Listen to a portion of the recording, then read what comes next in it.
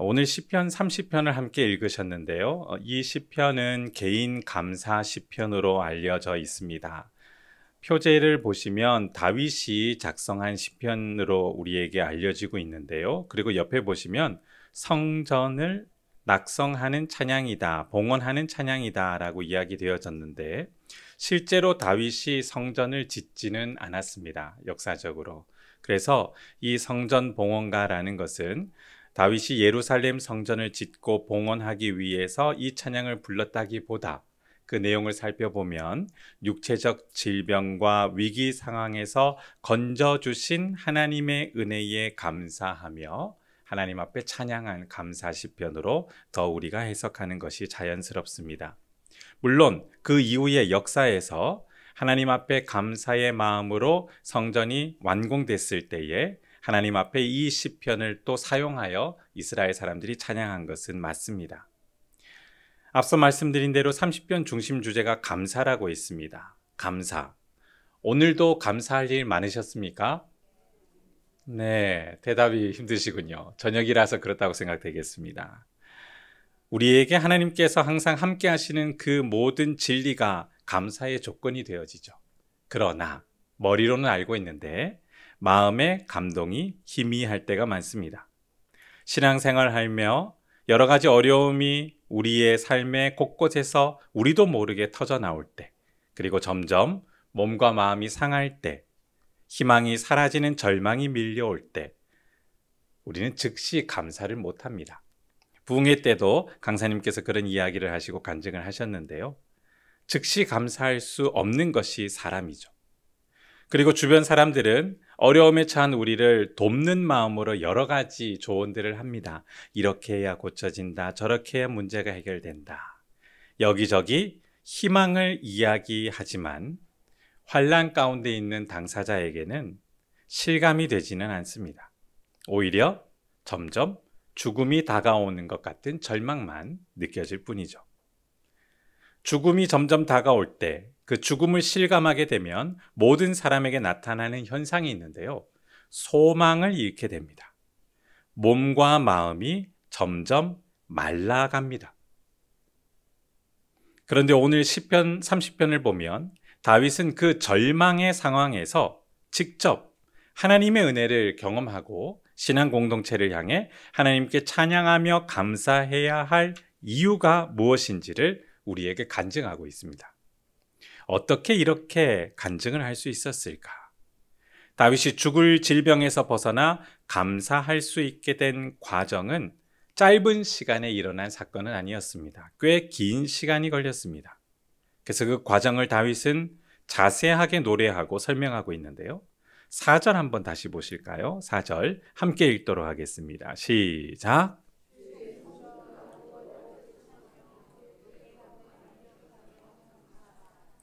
4절을 가만히 보시면 다윗이 주의 성도들을 향해 요청하고 있는데요. 첫 번째, 무엇을 하도록 요청합니까? 여호와를 찬송하고 또 여호와의 거룩함을 기억하고 그 다음에 여호와께 무엇을 하라고 하죠? 감사하라. 이 내용에 대해서 우리는 오늘 이 시편을 살펴볼 때에 두 가지의 관점을 동시에 보셔야 합니다. 다윗은 죽을 질병에서 여호와의 은혜로 낫게 되었습니다. 죽지 않게 되었던 것이죠. 그래서 모든 문제는 이미 끝나버렸습니다. 끝난 상태에서 이 찬양을 지었는데요. 그럼에도 불구하고 두 가지의 관점으로 시편을 살피셔야 합니다. 이미 질병에서 낫게 된 시점에서 바라보는 관점과 또 질병의 상황에서 그가 여호와께 어떤 행동을 했는지를 동시에 살펴보아야 하나님을 향한 우리가 찬송하고 하나님의 거룩함을 기억하고 하나님께 감사할 수 있게 되는 현상이 우리도 나타나게 되는 것이죠. 1절과 3절을 보면 감사 찬양의 내용을 이렇게 이야기하는데요. 제가 다시 1절과 3절 읽겠습니다. 여호와여 내가 주를 높일 것은 주께서 나를 끌어내사 내 원수로 하여금 나로 말미암아 기뻐하지 못하게 하심이니이다. 여호와 내 하나님이여 내가 주께 부르짖음에 나를 고치셨나이다.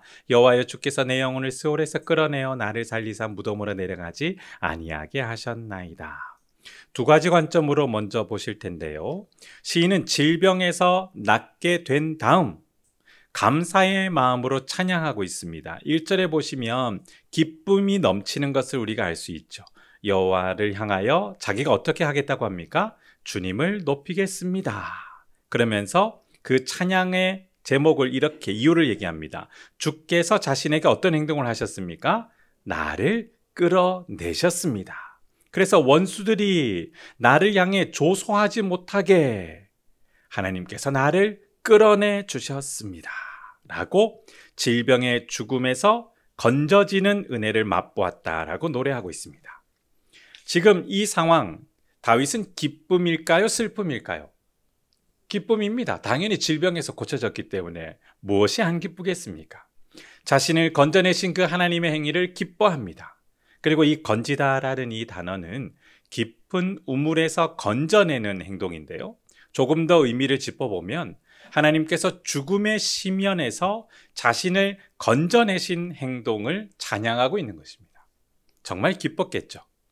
절망에서 사람이 스스로 헤어나올 수 있을까요? 없을까요? 없습니다. 어떤 사람도 스스로 절망을 해칠 수 있는 사람은 아무도 없습니다. 아무리 성격이 낙천적이고 긍정적인 사고와 태도를 가지고 의지력이 강한 사람이라도 죽음이라는 그 현실 앞에서 모두는 무기력해질 뿐입니다. 자신이 죽는다는 현실에 사람들이 참 다양하게 반응합니다. 혹은 무덤덤하기도 하고요. 격양되기도 하고 회피하거나 또 누군가를 향해 원망하거나 벌벌 떠는 현상이 나타납니다. 그러나 사람은 죽음을 피할 수가 없죠. 그리고 그 죽음 앞에 어떤 이도 기뻐하는 사람은 아무도 없습니다. 누군가의 죽음을 기뻐한다. 누가 그렇게 기뻐할까요? 네, 사단 원수가 사람의 죽음을 기뻐합니다. 1절 후반절에 있지 않습니까? 내 원수로 하여금 나로 말미암아 무엇을 못하게 하셨습니까? 기뻐하지 못하게 하셨다. 사람이 죽는 것을 사단이 정말 기뻐한다고 합니다. 2절을 보면 시인은 질병 때문에 죽음을 맛보는 상황에서 건지시는 은혜를 경험한 다음 이렇게 고백을 하는데요. 여호와를 향해 어떤 하나님이라고 이야기합니까? 내 하나님이여. 더 친밀해졌습니다. 큰 역경을 겪고 나서 하나님에 대하여 더 친밀해지고 하나님을 향한 깊은 마음이 생겼죠. 그래서 내 하나님이여 라고 이야기하며 또 내가 주께 부르짖음에 자신을 어떻게 해주셨다고 감사하고 있습니까? 고치셨습니다. 질병으로 고통스러울 때 시인이 한 행동은 주님께 어떤 행동을 했습니까? 부르짖었습니다. 이제는 어떤 관점으로 보시냐면 병이 낫지 않은 상황의 관점으로 보셔야 됩니다. 병이 낫지 않았을 때, 병으로 고통받을 때 하나님을 향해 다윗이 한 행동은 뭐라고요? 질병으로 부르짖는 행동. 품격 있게 부르짖었을까요? 소리 지르면서 신음소리로 지렀을까요? 네, 당연하죠. 아픈데 죽을 병에 걸리는데 품격 있게 기도할 사람이 어디 있겠습니까? 비명을 지르다 힘이 빠져 앓는 소리가 되어 신음소리같이 작은 목소리로 주님을 향해 부르짖을지언정 품격 있게 기도하지는 않았겠죠. 시인의 그런 기도에, 그런 긴 시간 기도에 주님께서 듣고 응답하시며 건져주셔서 그는 감사할 수 있었습니다. 3절을 보면 시인은 질병의 고통스러운 상황에서 스올, 무덤, 죽음의 영역을 실감했는데요. 이렇게 고백합니다. 여호와여 주께서 내 영혼을 어디서 끌어내셨습니까? 스올에서. 그래서 자신을 살리사 무덤으로 내려가지 아니하게 하셨나이다. 사람이 아프면 몸에서 에너지가 빠져나갑니다. 그런데 에너지가 빠져나가면 어떤 행동을 하면 다시 힘이 생깁니까? 음식을 먹으면 힘이 생깁니다. 그런데 음식을 먹어도 살지 못하는 상태가 있습니다. 바로 죽을 병에 걸릴 때 그렇습니다. 죽을 병에 걸리면 음식을 먹어도 낫지 않고 약을 먹어도 낫지 않습니다. 왜 그럴까요? 죽을 병에 걸렸으니까요. 치료약이 없다는 것이죠. 그래서 사람은 죽을 병에 걸리면 죽음을 실감하게 됩니다. 신체뿐만 아니라 인간의 모든 내면이 파괴되는 고통을 경험합니다. 그 절망에서 주님이 자신을 끌어내고 살려주셨다라고 이야기하고 있죠. 이런 찬양을 다윗이 하나님 앞에 병을 낫고 난 다음 감사의 찬양도 드렸지만 병이 낫기 전 그 고통의 순간에서도 자신이 주님을 향해 소리를 지르며 기도했던 모습 때문에 하나님께 고백하며 찬양하고 있습니다.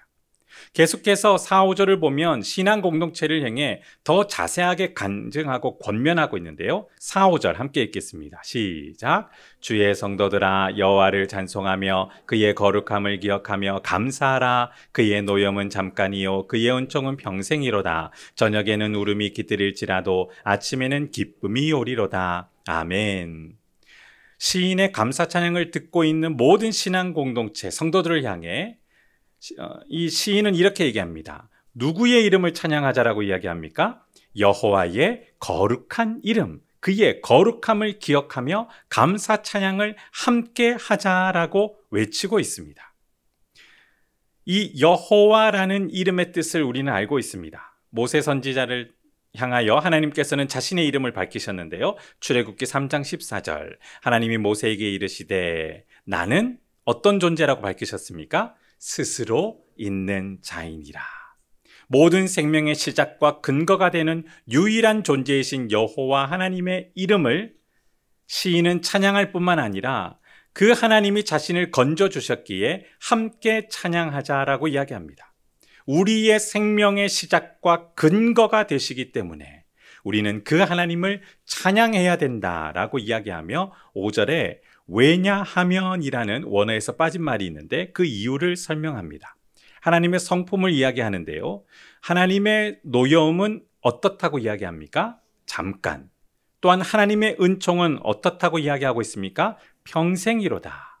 물리적인 시간을 비유하여 하나님의 진노하심과 또한 우리를 향한 평강, 은총을 베푸시는 생명을 살리는 구원의 은혜를 베푸시는 하나님의 성품을 동시에 이야기하며 어느 은혜가 더 크다고 이야기합니까? 은총을 주시는 은혜. 주의 진노는 잠깐이요 그 은총은 영원하니 밤새도록 눈물을 흘려도 새벽이면 우리는 기뻐하게 될 것이다 라고 하나님의 은혜를 찬양하고 있죠. 여호와의 진노는 죽음의 현상을 불러일으킵니다. 여호와의 은총은 생명의 현상을 불러일으키십니다. 하나님의 진노, 하나님의 은총과 구원.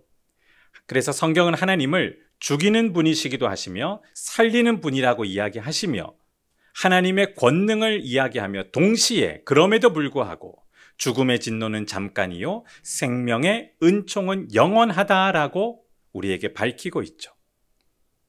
예수님과 니고데모의 대화에서 그 비밀이 또 밝혀지는데요. 하나님의 심판과 구원을 언급하며 설명하는 내용이 이어질 때 이렇게 이야기하셨습니다. 요한복음 3장 16, 18절 제가 읽겠습니다. 하나님이 세상을 이처럼 사랑하사 누구를 주셨습니까? 독생자를 주셨습니다. 이는 그를 믿는 자마다 멸망하지 않고 무엇을 얻게 하려는 목적 때문이십니까? 영생을 얻게 하려는 하나님의 선한 계획이 있습니다. 하나님이 그 아들을 세상에 보내신 것은 세상을 심판하려 하심이 아니요 그로 말미암아 세상이 무엇을 받게 하시는 것입니까? 구원을 받게 하려 하심이라. 그를 믿는 자는 심판을 받지 않은 것이요 믿지 아니하는 자는 하나님의 독생자의 이름을 믿지 아니함으로 벌써 심판을 받은 것이니라. 예수님을 믿지 않는 것은 이미 심판을 받은 상태이며 예수님을 믿게 된 것은 구원의 은총을 받게 된 은혜의 결과라는 것을 니고데모의 대화에서 예수님께서 직접 이야기해 주셨습니다. 시인은 자신의 절망스러운 상황에서 건짐을 받은 그 은혜를 저녁 시간과 날이 밝은 다음날 아침으로 묘사했는데요. 자, 한번 물어보겠습니다. 오늘 저녁입니다. 몇 시간 뒤 해가 뜨겠습니까? 목사님 저녁에 피곤한데 그런 거 계산하지 않게 해주십시오. 24시간 뒤에 해가 뜹니까? 12시간 뒤면 해가 뜨겠습니까? 12시간이 긴 시간일까요? 짧은 시간일까요? 고통이 그렇게 된다는 겁니다. 고통이 그 정도밖에 느껴지지 않게 하신다는 겁니다. 하나님이 함께 하시면 건지시는 은혜가 있기에 끝나지 않을 고통스러운 죽을 것 같은 그 시간들이 짧게 느껴질 수 있다는 것입니다. 그 비밀을 시인은 이야기할 수 있죠. 건지시는 은혜, 그 은혜를 찬양하고 있습니다. 끝나지 않을 것 같은, 벗어날 수 없을 것 같은 절망의 밤이 고작 하룻밤처럼 느껴질 수밖에 없게 하시는 은혜가 하나님의 건지시는 은혜다라고 시인은 찬양하고 있습니다. 이렇게 이야기해도 우리는 한 가지 의문이 발생합니다. 그거야, 당신은 문제가 해결됐으니까, 죽을 병에 걸렸다 나으니까 그런 소리 하지.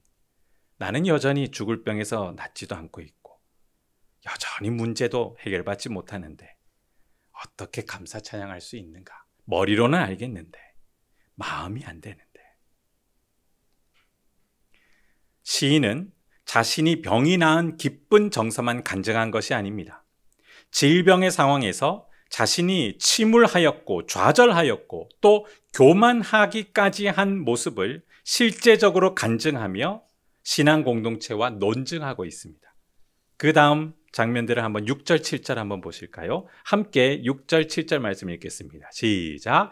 내가 영통할 때에 말하기를 영원히 흔들리지 아니하리라 하였도다. 여호와여 주의 은혜로 나를 산같이 굳게 세우셨더니 주의 얼굴을 가리심에 내가 근심하였나이다. 자신의 먼저 교만한 모습을 이야기합니다. 모든 것이 잘 되고 잘 나갈 것 같은 그런 현실을 살았는데 그때 나는 자만하고 교만하였다 라고 이야기하죠. 형통할 때에 영원히 나는 이 모든 것들이 흔들리지 않게 되는 것을 더욱 확신한다라고 큰 소리 쳤던 겁니다. 우리도 이렇게 쉽게 이야기합니다. 지금처럼만 일상이 유지되면 좋을까요? 싫으십니까? 좋죠. 지금까지만. 욕심 안 부립니다, 목사님. 그냥 지금처럼만 일상이 유지되면 좋겠습니다. 큰 욕심 부리지 않습니다. 그냥 건강하게 지금처럼만 지내면 좋겠습니다. 우리의 자녀들도 그렇게 지냈으면 좋겠습니다. 이 욕구는 죄가 아닙니다. 편안하고 안정적인 삶을 추구하는 욕구는 하나님께서 우리에게 허락하신 인간의 내면적인 욕구입니다. 그런데 문제가 발생합니다. 인간의 죄된 본성은 여기서 주인의 자리를 바꾸려고 합니다. 이 편안한 욕심부리지 않는 일상을 내가 계획하고 내가 진행할 수 있다라고 생각하는데 이것이 인간의 교만입니다. 다윗 왕이 하나님 은혜로 자신의 왕국에 머무르며 선한 목적과 동기로 한 가지 계획을 추진하려고 했습니다. 자신은 백향목 궁에 화려하고 편안하게 지내는데 하나님이 머무시는 거처가 너무 초라한 것이 마음에 걸렸습니다. 그래서 나단 선지자와 대화를 하죠. 하나님의 교회가 머물 장소가 너무 초라합니다. 여호와의 집을 제가 건축하고 싶습니다. 나단 선지자도 처음에 다윗 왕의 계획에 동의했죠. 그런데 하나님께서 그런 다윗을 향하여 엄중하게 거절하시며 하나님의 뜻을 밝히셨습니다. 사무엘하 7장 5절에 이렇게 이야기하셨는데요. 가서 내 종 다윗에게 이렇게 전하도록 해라. 나단 선지자를 향해서 말씀하셨죠. 그리고 다윗이 들을 말은 이거였습니다. 다윗, 너는 내가 살 집을 지을 사람이 아니다. 결국 예루살렘 성전은 누가 짓게 됩니까? 네, 그것이 하나님의 뜻이었습니다. 다윗이 선한 마음으로 성전을 지으려고 생각을 했습니다. 이 생각이 악한 행동입니까? 선한 생각입니까? 네, 전혀 동기가 악하지 않습니다. 하나님께서 은혜를 주셔서 자신은 이런 백향목으로 지은 왕궁에 화려하게 살고 있는데 여호와의 궤가 너무나 초라한 곳에 머물러 있어 더 영광에 어울리는 장소를 지으려고 했죠. 근데 그게 죄입니다. 그게 죄입니다. 아니, 그게 어떻게 죄입니까? 성경 말씀을 조금 보겠습니다. 화면을 한번 보여주시고 같이 읽으실까요? 사무엘하 7장 12, 16절인데요. 제가 읽겠습니다. 내 소환이 차서 내 조상들과 함께 누울 때에 내가 내 몸에서 날 내 씨를 내 뒤에 세어 그의 나라를 견고하게 하리라. 그는 내 이름을 위하여 무엇을 할 것이라고 예고하십니까? 집을 건축할 것이요 나는 그의 나라 왕위를 영원히 견고하게 하리라. 나는 그에게 아버지가 되고 그는 내게 아들이 되리니 그가 만일 죄를 범하면 내가 사람의 매와 인생의 채찍으로 징계하려니와 내가 내 앞에서 물러가게 한 사울에게서 내 은총을 빼앗은 것처럼 그에게서는 빼앗지는 아니하리라. 16절 함께 읽겠습니다. 시작. 내 집과 내 나라가 내 앞에서 영원히 보존되고 내 왕위가 영원히 견고하리라 하셨다 하라. 아멘. 이 약속대로 누가 여호와의 집을 완공하게 됩니까? 솔로몬입니다. 그리고 그 여호와의 집을 짓기 전에 이 앞장면 12절 앞에 장면에 이렇게 나와 있는데요. 하나님이 머무시는 장소는 사람이 지을 수 없습니다. 다윗이 아무리 선한 목적과 동기로 여호와의 집을 건축하려고 했어도 그 생각이 죄가 되는 것입니다. 왜냐하면 하나님은 어떤 특별한 장소에 머무르셔야 하는 존재이십니까? 모든 장소에 함께 임재하시는 거대한 분이십니까? 네. 한 장소에 규격화시켜 머물 수 있는 물리적인 분이 아니십니다. 그분은 형체가 없이 모든 사물과 함께 하시며 모든 세상을 창조한 시작이 되십니다. 이 세상의 모든 피조물 중에 그를 가두거나 그가 거처할 장소는 아무 데도 없습니다. 이 생각 자체가 인간의 교만이죠. 주님 내 편이 되셔야 되고, 주님은 내 마음에만 있어야 되고, 주님은 우리 집에만 있어야 되고, 주님은 내 사업체만 있어야 되는 것으로 생각하고 기도한다면 그것이 죄가 될 수 있습니다. 역사적으로 솔로몬 시대의 예루살렘 성전이 완공되고, 그러나 이 성전이 무엇을 예표하는지 신약 성경을 통해 우리가 알 수 있게 되는데요. 이 예루살렘 성전, 요한복음 2장 19, 21절 성경 말씀 한 번 더 보도록 하겠습니다. 예수님께서 이렇게 대답하여 이르셨습니다. 너희가 뭐라고 얘기하셨습니까? 이 성전을 헐라. 내가 사흘 동안에 일으키리라. 이 성전 누구를 이야기하시는 걸까요? 맞습니다. 20절부터 보실까요? 유대인들이 이르되 이 성전은 46년 동안에 지어졌거늘 내가 3일 동안에 일으키겠느냐 하더라. 예루살렘 성전이 파괴되고 다시 재건축한 그 기간을 이야기하는 거죠. 21절 그러나 예수는 무엇을 가리켜 말씀하셨습니까? 성전된 자기 육체를 가리켜 말씀하신 것이라. 죽은 자 가운데서 살아나신 후에야 제자들이 이 말씀하신 것을 기억하고 성경과 예수께서 하신 말씀을 어떻게 했습니까? 믿었더라. 우리는 여전히 성경을 보지만 하나님께서 깨닫게 하시지 않으면 자의적으로 해석할 때가 정말 많습니다. 내가 편한 대로 해석하죠. 그리고 진리라고 생각합니다. 다윗도 그의 생각이 잘못된 것을 하나님께서 지적하시고 오히려 다윗 왕을 위해 내가 너의 집을 짓겠다. 너의 가문을 통해 나의 집을, 내가 영원히 거할 그 집을 지을 것이다 라고 이야기하셨고 그 약속은 예수님께서 성육신 하신 것을 통하여 성취 완성되었던 것입니다. 사람은 아무리 선한 동기를 가진 계획을 세운다고 해도 결국 하나님의 구속 역사에 장애물이 되거나 혹은 거룩한 성품을 축소 이해하는 수준이 될 수 있기에 언제나 주의할 필요가 있었던 것이죠.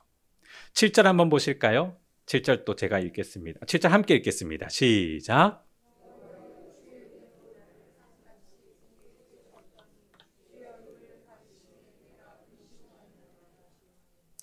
여호와께서 주님의 은혜로 나를 산같이 크게 강건하게 세워주셨는데 그런데 반대로 무엇을 또 경험하게 됩니까? 주님의 얼굴을 가리며 죽음을 맛보는 근심에 빠진 자기 자신을 보며 깊은 애통에 빠진 자신의 모습을 표현합니다. 하나님께서 은혜 주실 때에 모든 것이 잘 될 때 우리는 정말 행복합니다. 그런데 쉽게 교만에 빠지죠. 그리고 하나님의 경고에도 불구하고 죄를 짓게 되면 그 죄에 의하여 깊은 애통에 빠집니다. 다윗 완벽한 사람이었습니까? 그도 범죄를 저질렀습니까? 그렇습니다. 성경에 보면 다윗 왕의 범죄 사실이 나와 있는데요. 살인죄, 성범죄, 권력, 남용까지 그가 저지른 큰 죄들이 나열되고 있습니다. 그 깊은 죄를 통해 깊은 애통을 다윗은 경험하였습니다. 그런데 그 깊은 애통을 경험하며 또 감사할 수 있었던 것은 다윗이 회개를 했다라는 것이죠. 한번 여쭤보겠습니다. 회개는 사람의 의지로 나타나는 현상일까요? 성령의 역사로 발생되는 구원의 현상일까요? 네. 두 가지 중에 하나 선택하라고 하니까 쉽으시죠. 사람의 의지로 회개를 한다라고 생각하는데, 물론 사람의 의지력이 하나님께서 요청하실 때에 반응을 해야 됩니다. 그러나 회개는 성령께서 일으키시는 구원의 정서이며 은혜 때문에, 건지시는 은혜의 결과 때문에 우리에게 적용되어 나타날 수 있는 것입니다. 자신의 의지로 변화를 경험한 사람들은 자기 자랑을 합니다. 내가 이렇게 했더니 이렇게 됐다더라. 너도 이렇게 해봐라. 그러나 성령의 강권적인 은혜로 회개를 경험한 사람은 하나님의 은혜와 주권을 이야기하죠.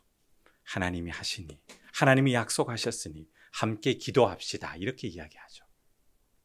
시인은 질병으로 고통받는 상황에서 자신이 얼마나 절망으로 몸부림쳤는지를 8절부터 10절까지 자세하게 얘기합니다. 8절 보십시오. 여호와를 향해 어떤 행동을 했습니까? 부르짖었습니다. 그리고 여호와께 간구하는 일이 매일매일 반복되었습니다.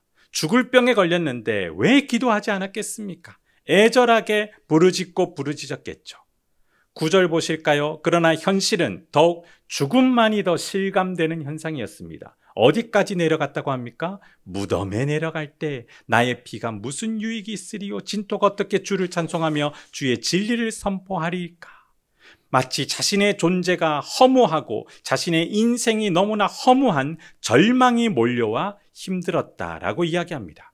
이렇게 절망스러운 마음의 감정이 복잡하여 10절에 함께 읽으실까요? 시작. 여호와여 들으시고 내게 은혜를 베푸소서. 여호와여 나를 돕는 자가 되소서 하였나이다. 살려주십시오. 제발 도와주십시오라고 하나님을 향해 간절히 외쳤다라는 것이죠. 시인은 자신의 처절하고 부끄럽고 교만한 모습을 간증하며 자신이 완벽해서 찬양하자는 것이 아니라, 감사하자는 것이 아니라 하나님의 건져주시는 은혜 때문에 함께 찬양하자라고 이야기하며 간증하고 있죠.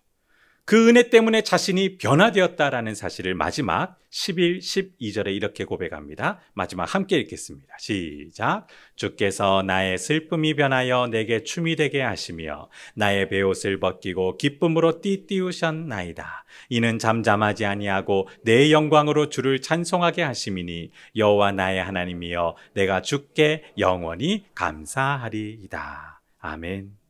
자신이 변화된 진리를 이야기합니다. 내가 한 것이 아닙니다. 나의 내면적인 요소와 외적인 요소가 변화되어 이렇게 찬양하는 것이 아니라, 간증하는 것이 아니라, 감사하는 것이 아니라 하나님이 나를 건지셨기에 슬픔의 모든 것들이 변하여 그 슬픔의 베옷이라고 얘기하죠. 기쁨의 축제의 옷을 입혀주셨기에 찬양할 수 있게 되었고, 잠잠할 수 없을 만큼 나의 내면에서 샘솟는 구원의 감격으로 주님을 찬양하게 되었으니 그 은혜를 찬양하며 우리의 찬양의 근거가 되시는 하나님을 찬양합시다라고 이야기하고 있는 것입니다. 말씀을 맺습니다. 다윗은 질병 때문에 죽음을 실감하는 시기가 있었습니다. 그런데 건지시는 은혜로 죽음에서 벗어나 살게 되었죠. 그 감격을 간증하며 오늘 시편 30편을 통해 성도를 향해, 신앙 공동체를 향해 함께 하나님을 찬양하자라고 초청합니다. 그렇다면 우리가 가장 궁금한 게 있습니다. 당신이야 병이 나았으니까 기뻐서 찬양하자는 것이지. 아닙니다. 다윗의 감사 찬양의 근거는 죽을 병에서 나았기 때문에, 그 결과 때문에 찬양하자라고 이야기하는 것이 아니라 그의 감사 찬양의 근거와 출발은 건지시는 주님 때문에 찬양하자라는 것입니다. 내가 죽을 병에서 낫든지 낫지 않든지 상관없이 누구 때문에 찬양해야 된다는 것입니까? 건지시는 여호와 때문에. 그 하나님이 어떤 분이십니까? 생명을 죽이기도 하시고 살리시는 권능자일 뿐만 아니라 우리를 사랑하셔서 살리려고 이 땅에 찾아오신 그 권능자 때문에, 건지시는 여호와 때문에 우리가 슬픔에 변하여 기쁨의 옷을 입히는 그 은혜 앞에 감사 찬양을 드리자라고 고백하고 있는 것입니다. 모든 사람의 죽음, 그것은 우리 자신의 죄인됨을 실감하게 합니다. 그것을 실감해야 우리는 비로소 우리가 죄인 되었다라는 사실을 자각하게 되죠. 그래야 누구를 바라볼 수 있습니까? 예수 그리스도. 그 상황에서 예수님조차 바라보지 못한다면 이미 심판을 받은 것이겠죠. 예수님은 우리를 살리기 위해 죽으셨습니다. 그리고 죽음에서 부활하셨습니다. 죽음의 공포와 절망에서 무감각해지고 분노하고 회피하고 거절하며 혹은 하나님 향해 거래하려는 우리를 향해 기쁘게 건지시는 은혜로 다가오십니다. 그 주님 때문에 우리는 살아나게 되는 줄 믿습니다. 그 은혜를 찬양하는 것이죠. 그 하나님 때문에 우리의 감사의 시작이 출발될 수 있고 우리의 감사 찬양의 제목이 될 수 있는 것입니다. 오늘 그 하나님을 향해 소망 되시는 주님을 향해 찬양하고 기도하는 저와 여러분 되기를 주님의 이름으로 축원합니다. 우리를 죽음과 절망에서 건지시는 예수 그리스도를 찬양합니다. 주님은 우리를 건지시는 분입니다. 믿습니다. 아무리 절망이 몰려올지라도 원수가 우리의 절망과 슬픔 앞에 박장대소하며 손뼉치며 기뻐할지라도 우리는 오직 주님만을 바라보길 소원하오니 주여 주의 음성을 더 듣게 하여 주시옵소서. 세상의 희망의 이야기에 귀 기울이지 말게 하시고 우리 내면의 간절한 개인적인 소망에 귀 기울이지 말게 하시고 참된 소망이신 예수님만 바라볼 때 주님의 뜻이 이루어지게 하여 주시옵소서. 사랑하는 환우들을 위하여 다음 세대를 위하여 기도하였습니다. 이루어 주실 줄 믿습니다. 그 결과가 무엇이 되었건 주님께서 하시는 일이오니 선하게 역사하여 주옵시고 그러나 너무 긴 고통 가운데 버려지지 않게 하여 주옵시며 우리의 사랑하는 10대 청소년 자녀들 내일부터 수련회가 진행되오니 그 3일간의 시간이 뜻깊고 감격이 넘치는 시간으로 채워 주시옵소서. 감사드리며 예수님 이름으로 기도드립니다. 아멘.